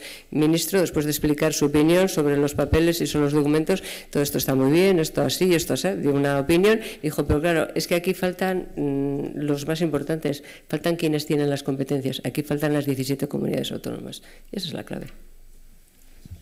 Bueno, yo pido la palabra, efectivamente también estaba ahí. Vamos a ver, claro, un pacto político desde fuera se ve como que como la educación es algo tan importante, pues te has de sentar y entonces has de decir 1, 2, 3, 4 y todo el mundo va a entender que eso es lo racional. Pero yo creo que en un pacto de la educación hay dos partes, porque en la educación hay un componente ideológico. El tema de las comunidades, que Rosa y yo discrepamos absolutamente. Ella tiene su opinión y yo la mía. El tema de si ha de ser la LOCSE o la tal o la cual, es decir, hay un tanto por ciento que es ideológico. Y luego hay un tanto por ciento que es pedagógico. Yo creo que hubiera sido posible un pacto en los aspectos pedagógicos y que no era posible un pacto en los aspectos ideológicos porque legítimamente cada partido que llega al gobierno quiere llevar aquello que piensa a la realidad. Por lo tanto, yo creo que pactos solo habrá si nos centramos en los aspectos en los que todos podemos estar de acuerdo. Y hubiéramos mejorado ya mucho con ello. Y fue una lástima. Gracias. Sí, yo, antes del tema que habéis planteado ahora, hay una cuestión que antes no he intervenido a tiempo y ya se ha dado paso, lógicamente, al público, que es respecto a la pregunta que hacía la última persona en el Twitter en relación a la jornada a tiempo parcial y cuándo efectivamente se pueda desarrollar. Es verdad lo que decía Mercè, que se han dado pasos, es verdad que no es suficiente, que es importante que el tema de la pensión en el futuro esté bien compensado, que el tema de las relaciones entre el coste y el salario también, pero hay un tema que sí que quería plantear y es en relación a la reforma laboral. En la reforma laboral, sabéis que tenemos una discrepancia ahí total con el Gobierno, hemos planteado una reforma laboral alternativa, pero en relación con este tema en particular, se dan pasos atrás en la reforma laboral respecto a la igualdad y respecto al desarrollo del contrato a tiempo parcial. ¿En qué sentido? En el sentido de que se permiten que haya horas extraordinarias. Eso genera un problema importantísimo, sobre todo este contrato, es verdad, está siendo utilizado mayoritariamente por mujeres, de nuevo por el tema de conciliación. Claro, si se establece que este contrato tenga horas extraordinarias, las mujeres se organizan con ese contrato su tiempo dedicado a su vida personal y familiar. Eso es un retroceso impresionante. El otro retroceso es la falta de flexibilidad por parte del trabajador, trabajadora, respecto a cómo se reparte la jornada. Ahora mismo, con el contrato a tiempo parcial, se permite que haya un horario durante 9 meses al año, que en julio, que es cuando la mayoría de los padres tienen el problema de los niños que no tienen clase, se permite que ese mes y la primera quincena de septiembre no se trabaje a cambio de trabajar más horas el resto del periodo del año, ¿no? Entonces yo creo que esto es importante porque todavía estamos a tiempo de poder llegar a acuerdos en enmiendas parciales y sería importante para que pudiéramos mejorar en este tema. Respecto al tema de educación y la pregunta que hacías, ¿no, Rosa, de por qué no se llegó a un acuerdo? Yo no estaba en los temas responsable en los temas de educación, pero sí que como miembro de la Ejecutiva lo que os puedo trasladar es que lo que nos llegó por parte de... Estaba la Secretaria de Estado, Eva Almunia entonces, que era miembro de la Ejecutiva Federal, y lo que nos trasladó es que estuvo muy cerca de llegarse a un acuerdo. Que se llegó a un acuerdo donde estaban los sindicatos, donde estaba la mayoría de los partidos políticos, donde estaban los representantes de los padres y madres. Al final estábamos convencidos de que se iba a llegar a un acuerdo. ¿Por qué se rompió? Bueno, no lo sé, pero creo que fue una pena. Creo que fue una pena porque es verdad que un país, estoy totalmente de acuerdo, la base de prosperidad del país es la formación de su capital humano. Y yo fijaros que nunca hablo de gasto en educación, hablo de inversión en educación. Y creo que es un error cuando hablamos de la educación como una política social, es la principal política económica. Lo que es un tema de igualdad de oportunidades, fundamental y básico. Pero es un tema de política económica porque, de nuevo, un país que no aprovecha el potencial de las personas por su capacidad y no por sus posibilidades económicas está derrochando capital humano. Eso es lo peor, lo más ineficiente, y eso sí que es un despilfarro. Entonces, el sistema educativo, yo creo que hemos avanzado mucho. Os voy a pedir que cortéis un poco las respuestas, porque es que si no nos vamos a ir alargando muchísimo. Bueno, pues me quedo aquí si queréis. Pero perdona, sí que, sí, lo siento, lo único de deciros, creo que no es bueno ir dando cambios en la base del sistema educativo. Hay que evaluar, por supuesto, hay que mejorar, por supuesto, pero no estemos haciendo esos cambios porque no es bueno para el desarrollo de nuestro país. Ministra. Sí, bueno, yo si tenemos que debatir de reforma laboral me pongo y debato, pero claro. No, que digo porque... La pregunta era educación. Bien, yo con respecto a la educación soy una defensora de que haya un pacto por la educación en nuestro país.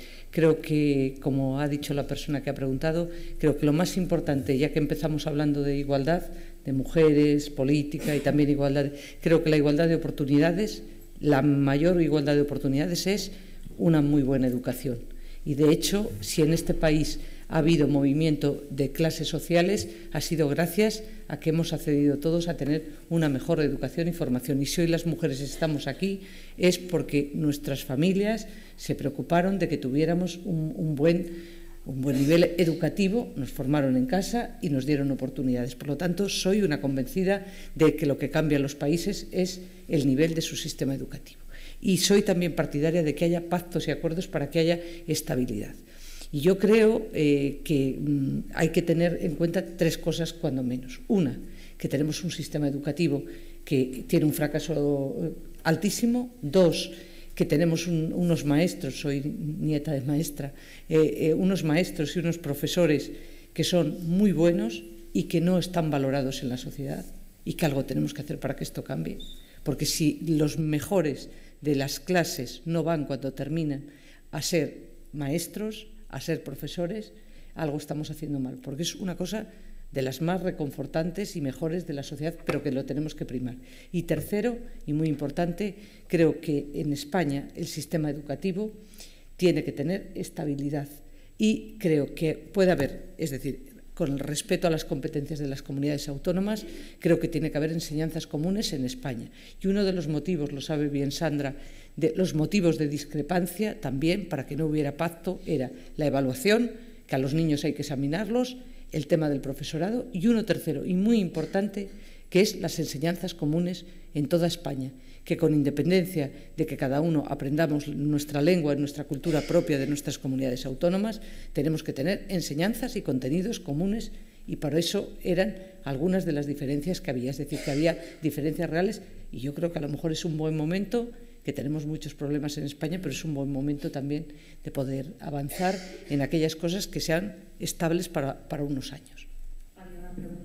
Sí, como parece ser que las mujeres políticas son ustedes más atrevidas y más auténticas que los políticos varones, yo les quiero formular dos preguntas políticamente incorrectas para verificar esto que dicen ustedes. Intenten formular una. En primer lugar, mire, yo estuve en la Rusia soviética cuando todavía había el telón de acero y me informaron de que el Partido Comunista se mantenía con las cuotas de los afiliados según el volumen de ingresos. Evidentemente no pagaba lo mismo un general que un fontanero.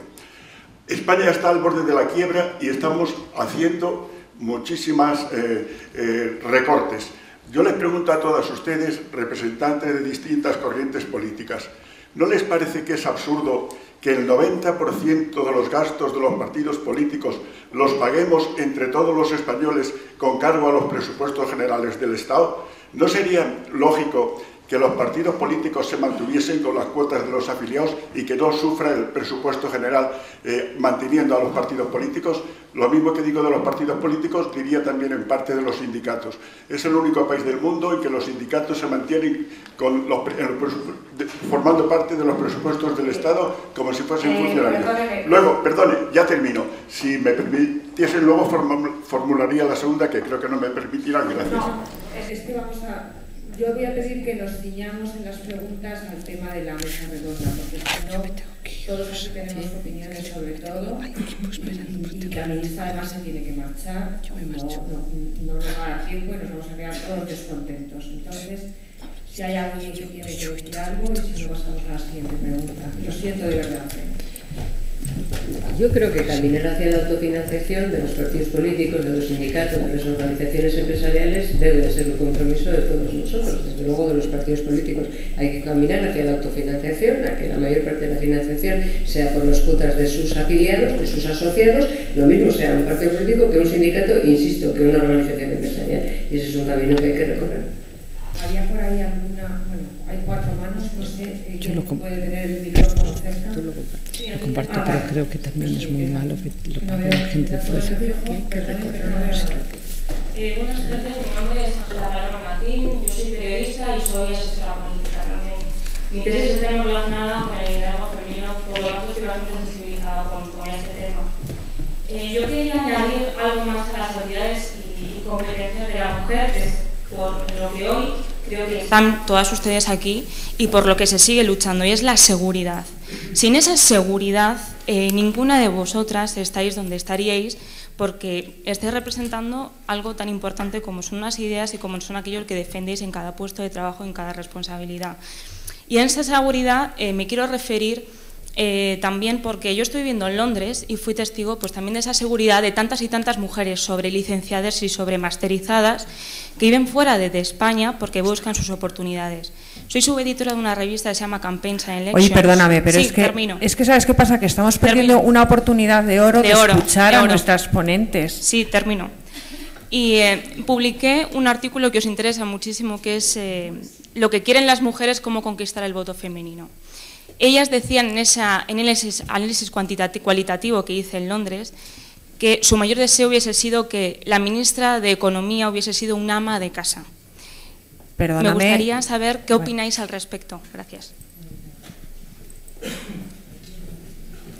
Bueno, yo primero tendría que analizar el estudio y qué es lo que dice, por qué llega a esa conclusión, porque normalmente alguien que profundiza en un estudio llega a una conclusión, lo respeto.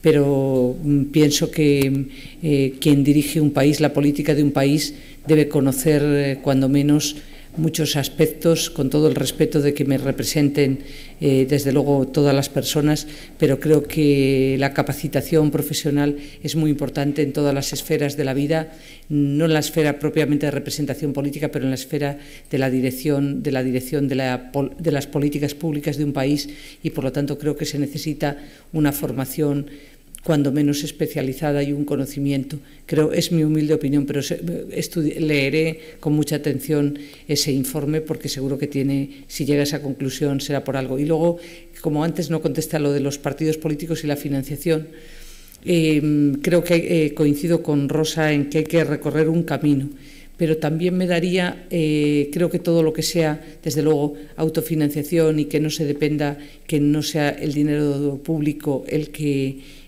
tenga que estar, además en momentos además tan difíciles como estos, desde luego será positivo. Pero no me gustaría tampoco que en mi país alguien pudiera crear partidos a través de lobbies, a ver si me entiendo, me explico. Es que me daría mucho miedo que algún poder organizara un partido. Yo le puedo decir que yo estoy en política porque pertenezco a un partido en el que puedes entrar. No he tenido que hacer una campaña en mi circunscripción poniendo dinero, no sé si me explico, pagando, ni que nadie me pague la campaña, porque si no, no podría estar aquí.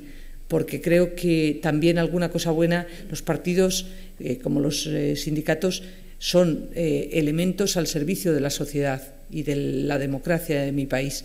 Y, por lo tanto, tenemos que recorrer un camino. No podemos ser, desde luego, los partidos, tenemos que ir, como se ha hecho, que se han bajado, desde luego, las subvenciones a los partidos, pero no me gustaría pensar en un país donde quien tenga dinero poder, cree hasta líderes y candidatos. Prefiero las personas anónimas de la sociedad, luchadoras, que se incorporan en un partido político y que tiran para adelante. Pero también soy partidaria, desde luego, como no soy partidaria de las subvenciones y de que los ciudadanos pongamos nuestros impuestos para que alguien no lo utilice bien. Pero le puedo decir que la transparencia, por eso la transparencia es muy importante en los partidos y que, desde luego, todo lo que sea de autofinanciación, bienvenido sea, pero o cómo se regulen las aportaciones a los partidos. Pero de verdad lo que no me gustaría es que quien tenga poder económico y mucho dinero mediatice la política de nuestro país.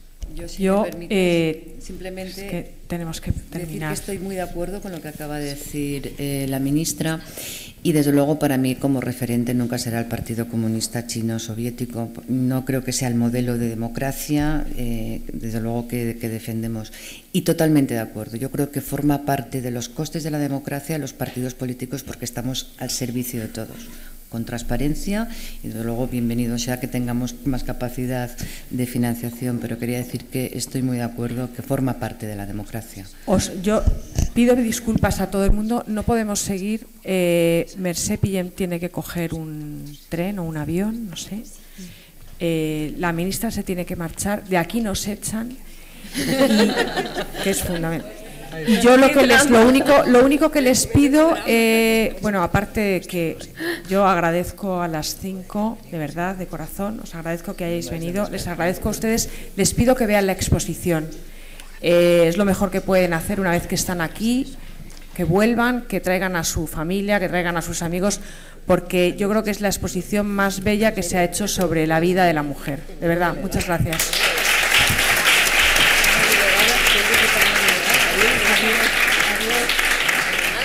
Las que no tenemos nada que hacer.